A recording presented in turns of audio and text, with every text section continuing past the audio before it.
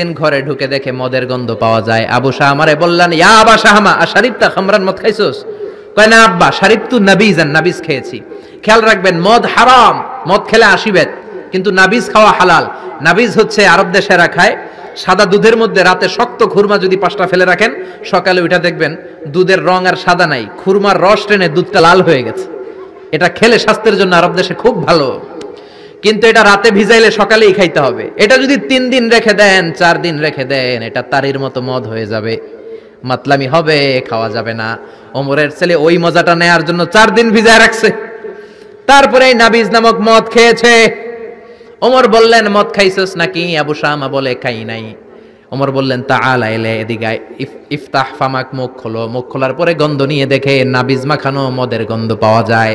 কোনো কথা নাই, কলারটা ধরলেন, টানতে টানতে মসজিদে নববীর বারান্দার পিলারে নিয়ে বাঁধলেন। জোরের আজান হলো, নামাজ পড়লেন। নামাজের পরে সালাম ফিরালেন। সালাম ফেরানোর পরে বললেন, মাকানাকুম ইনদানা হাদ। নামাজের পরে সুন্নত পরে সবাই বসবেন, একটা বিচার আছে। এই গুরুদণ্ড, এটাকে আরবিতে বলে হাদ, প্লুরাল হচ্ছে হুদুদ। সবাই যখন ওযু করে ঢুকতেছিল, বারান্দায় দেখে ওমরের ছেলে বাধা। সবার চিন্তা, হায় হায় কি ঘটনা ঘটলো, প্রেসিডেন্টের ছেলে পিলারের মধ্যে বাধা কেন? নামাজের পরে হাজার হাজার সাহাবী সবাই বলল, খলিফা কি হয়েছে? মাল আমর, হোয়াট হ্যাপেন্ড?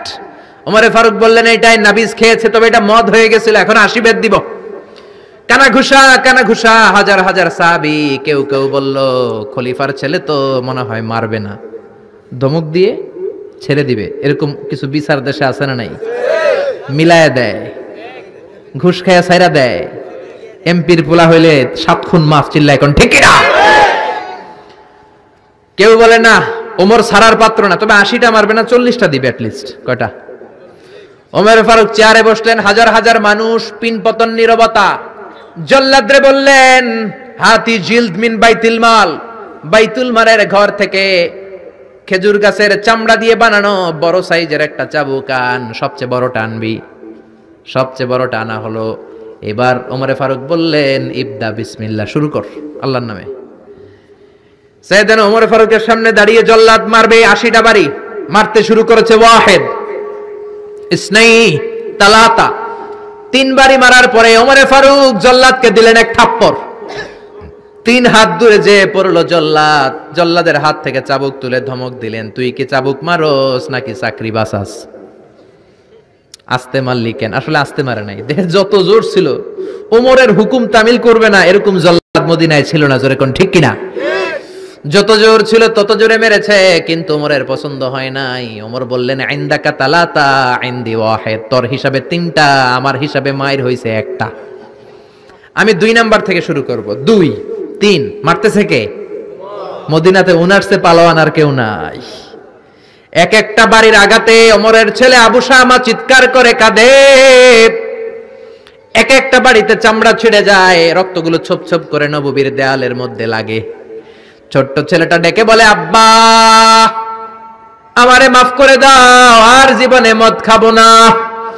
সাইয়েদনা ওমরের পাষাণ হৃদয় নরম হয় না, কারণ আসাদ্দুহুম ফি আমরিল্লাহি ওমর, আল্লাহর দিনের ব্যাপারে সবচেয়ে কড়া, কোনো ছাড় নাই।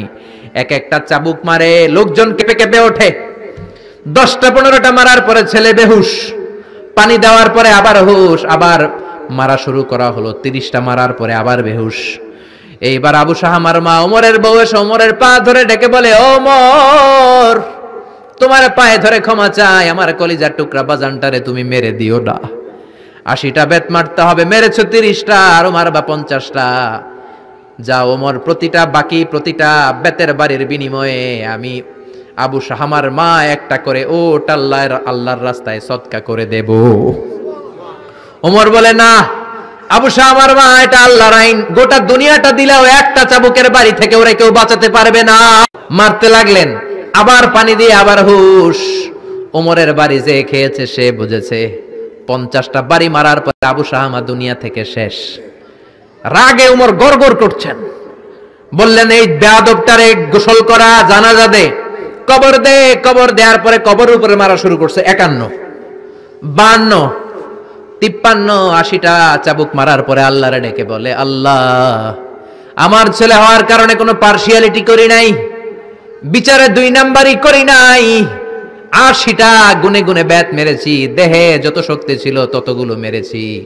কিয়ামতের ময়দানে জালিম ওমর বলে, তুমি কিন্তু আমারে ডাকতে পারবা না আল্লাহ, জালিমদের কাতারে আমারে উঠাতে পারবা না, আমারে জালিম বলতে পারবা না।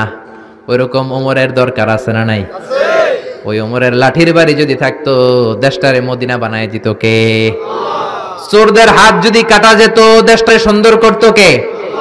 একটা জিনাখোরের ফাঁসি যদি বাইতুল মুকাররমের স্কয়ারের মধ্যে দিয়ে দেয়া হতো, এরপরে আর জিনা হতো? একটার ফাঁসি হয়ে গেলে আর তনুর মতো কোন নারীকে ধর্ষিতা হওয়া লাগতো না, খাদিজার মতো কোন মেয়েকে কেউ কোবানোর সাহস পেত না। জোরে বলেন ঠিক কিনা? একটা চোরের হাত জুমার নামাজের পরে বাইতুল মুকাররমের স্কয়ারের সামনে যদি কেটে দেয়া হয়, আর কোন চোর পাওয়া যাবে নাকি? জোরে বলেন। তবে আমচোর, জামচোর, কলাচোর ওই চোর না, যেই চোরগুলো বড় বড় জিনিস চুরি করে, ব্যাংক চুরি করে, দেশের টাকা চুরি করে, এক কলমের খোঁচায় 1000 কোটি টাকা চুরি করে, ওই চোরদের হাত কাটতে হবে। শেয়ার বাজার খায়া ফেলায়, হলমার্ক খায়া ফেলায়, দেশের টাকা খায়া ফেলায়, সুইজারল্যান্ডে সব টাকা পাঠায়, এরকম বড় বড় চোর আছে না নাই? ইসলামী বিচার যদি শুরু হয়, আগে